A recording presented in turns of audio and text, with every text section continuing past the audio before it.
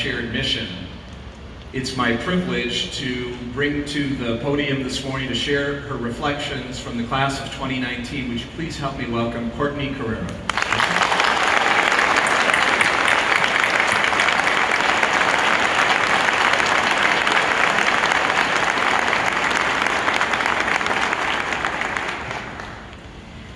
Thank you, Father McGrath.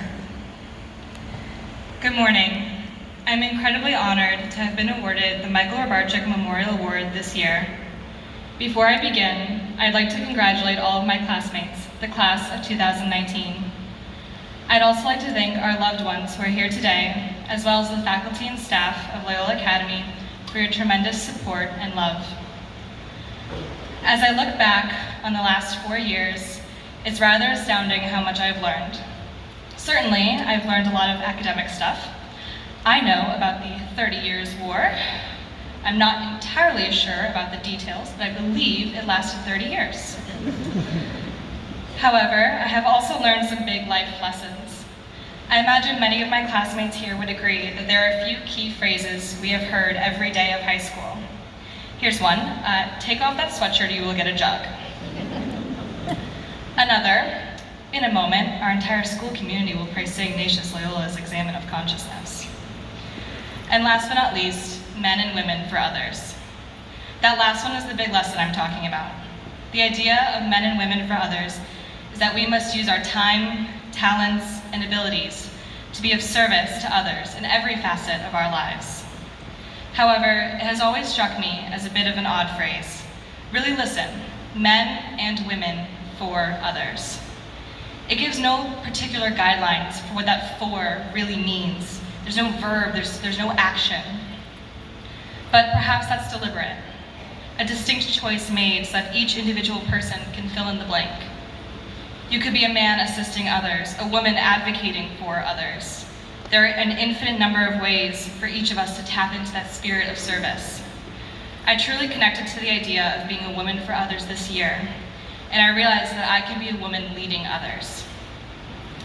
During my time at Loyola, I've had many opportunities to be a leader, but I am most proud of my work in the theater department. Since my sophomore year, I've been involved in the theater productions here at school. My junior year, I became the head stage manager, a job I maintained through this year. The job of a stage manager is hard to describe, but I will try. First and foremost, the head stage manager is not well liked.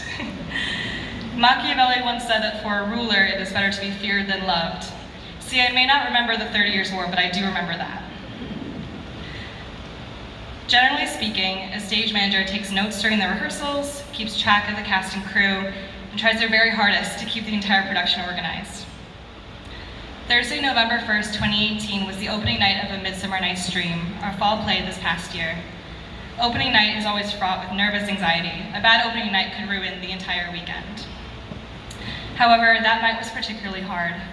One student was struggling to get through a rather emotional day, as it was his sister's birthday, and she had passed away a few months prior. I had a million other things to do, but I could tell that he needed me. We talked for a while, and I told him that, more than anything, his sister would want him to go out on that stage and have the best time of his life.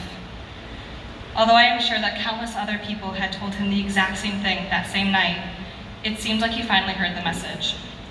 I realized how much influence I could have to help other people because of my position. It was a moment I will never forget. Once he seemed to be feeling better, I ran off to finish my preparation for showtime. That opening night ended up being the best performance of the weekend. Being the head stage manager of the Loyola Academy Theater Department has been a great privilege, but more importantly, it gave me the opportunity to be a woman leading others. You may not be a man or woman who leads others, and that's perfect. Each person needs to reflect to determine how they can serve others. One of my most meaningful experiences was the Kairos retreat that I led this past March. As many people in this room know, Kairos can be a transformational experience in which you create friendships that will last a lifetime. The girls in my small group truly astounded me, and they continue to do so every day. Our group chat is filled with expressions of love and support, regardless of whatever other things may be happening in our lives. One girl was moving from her childhood home, where she had grown up and become the amazing young woman she is now, and she was heartbroken. The other girls in our group quickly rallied, and I saw that each and every one of them was a woman supporting others. Last August, I was fortunate enough to go on an amazing summer service trip to St. Procopius Church in Pilsen. There, we got to help set up a huge fundraiser for the church. I remember when a few of the students from our group, including a close friend of mine, were given rosaries by one of the women who had been making food to sell at the fundraiser.